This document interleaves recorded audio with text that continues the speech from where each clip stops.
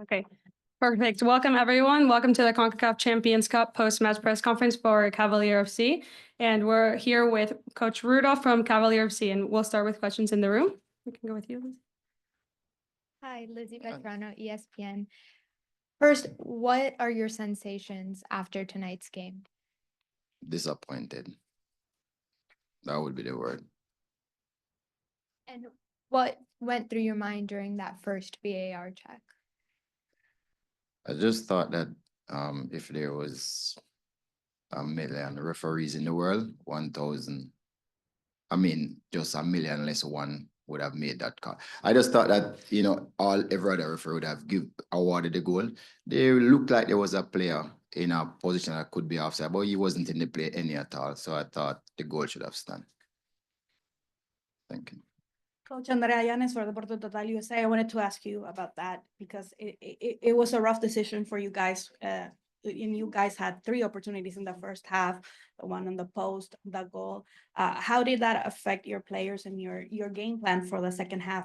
That's a rough decision. And do you have something to say that in Inter Miami goal, they didn't take as long to check for the review if the ball was out? Thank you. Again, just looking at the replay, we thought the ball may have gone outside for the Inter Miami goal. It's just one of those things. I don't believe that any decision should be wrong. I think if you have VAR, you should get it right. But I'm not saying the referee was wrong, because he could have been right. I'm not a referee, I'm a coach. But those were disappointing decisions for us. Coach from the Gleaner, I would say you played well in the first half, prevented some of the things you wanted to. However, in the second half, fell a little bit flat. What are some of your strengths and weaknesses where you think you can work on moving forward to the next game? Well, now that we have played against the Inter Miami team, it's easier to plan. I thought even after we went down 2-0, we came back and could have played very well after that, I thought. But then again, maybe Inter Miami has taken their foot off the gas. I'm just happy that the team was able to give a good account of itself. We're not over 2-0. We haven't given up. We're going back to Jamaica to rest and wait on them to come down there. You showed a lot of threat on the counter-attack, especially in that first half. Do you think that'll be a factor as well in the second leg, or do you think they're going to sit back there and you're going to need the crowd to get behind you and really go at them? We didn't play on the counter. We were playing in transition, but there's a little difference. Because even if, we are up, we won the ball up the field, we play the same way. I thought they are susceptible to that quick transition play. They were. I think that won't change when they come back to Jamaica. So we'll be in more familiar territory. I think the game is not over. Hi, Coach Safadine, USA Today here. When did you find out that Lionel Messi would not be playing in this match? And is there any disappointment in not being able to face him? We didn't come to play Lionel Messi. We came to play Inter Miami.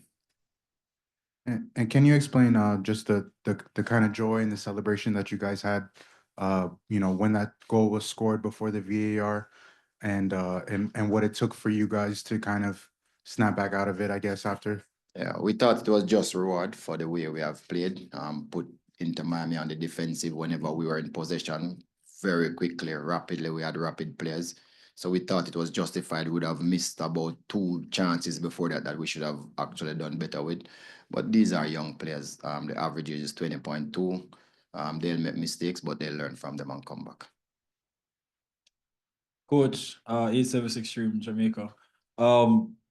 For the match next week in Jamaica, the National Stadium is almost sold out. Do you think this can give Cavalier an advantage for the second leg? Well, we know what we have to do. Usually when you only have one choice, it's a little bit easier.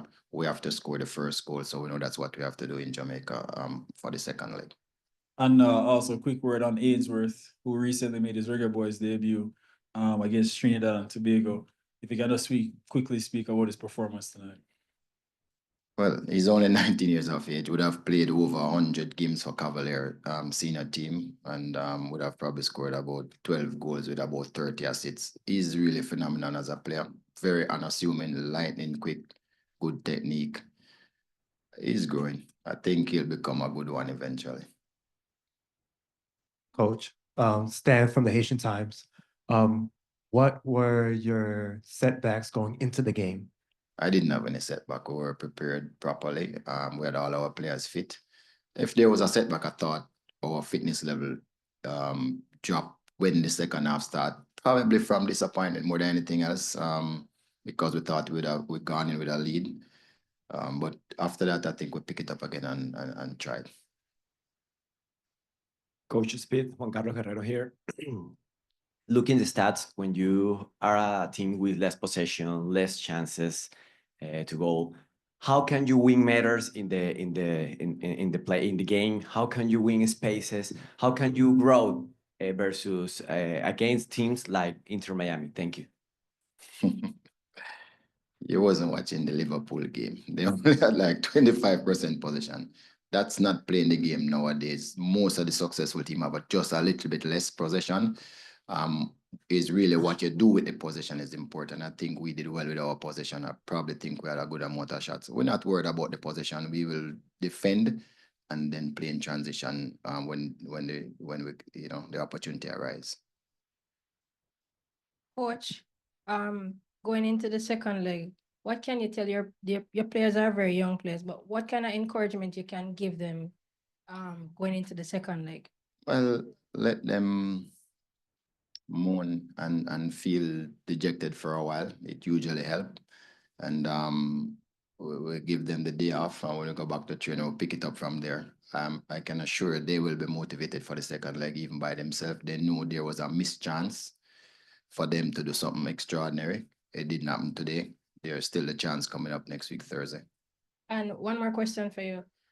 Ian Frey is a Jamaican player playing on Inter Miami. What are your thoughts on his possibility playing for the Jamaica Reggae Boys team? I'm not coaching neither the Reggae Boys team or the Inter Miami team. I'm only concerned about Cavalier player right now.